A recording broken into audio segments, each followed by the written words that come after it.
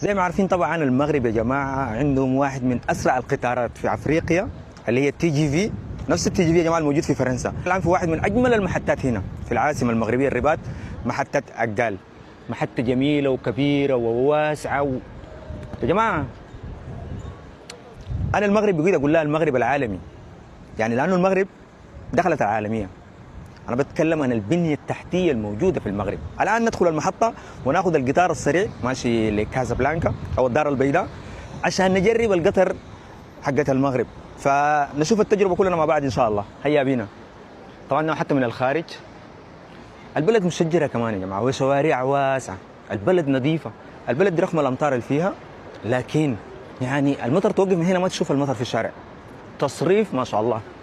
الشخص اللي عمل السيستم بتاعت التصريف في المغرب ان احنا محتاجينه في السودان يا جماعه. ان شاء الله بعد الحرب لازم يفتشوا لنا الشخص ده، لانه لا يمكن الملعب الامطار تكون نازله وما تشوف اي نقطه مطره في الملعب. تصريف على طول، تصريف على طول. شفتوا جوده الملاعب يا جماعه كيف؟ حاجه المفروض اي مغربي يفتخر فيه. فالان ان شاء الله نجرب القطار اللي اسمه قطار البراق، قطار سريع جدا، ونمشي كازا ونشوف كيف الاجواء هناك في كازابلانكا. هيا بنا. هذه المحطة زي ما شايفين، ما شاء الله ما شاء الله. سلام. شوفوا الترتيب يا جماعة، شوفوا النظام.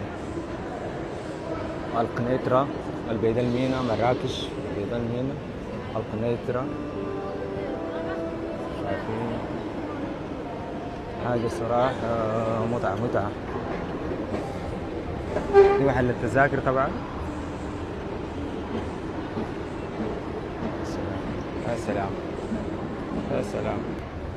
طبعا اجواء كاس العالم حتى في محل التذاكر الزخرفه جميله. طبعا القطار العادي تذاكره من هنا، والقطار السريع تذاكره من حته ثانيه. الان نمشي نسال ونستفسر وين ممكن نحصله. لكن شوفوا يا جماعه جمال المحطه، شوفوا ترتيب المحطه.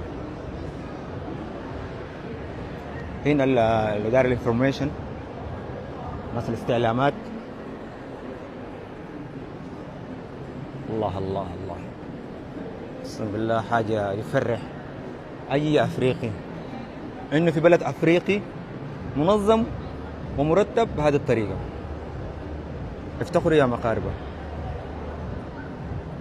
طبعا للاسف لقيت اقرب قطار لكازا الساعه 3 وشويه، وانا موعدي هناك بدري شويه، فاضطر اخذ القطر العادي اللي بتاخذ ساعه للبورت في الدرجه الاولى.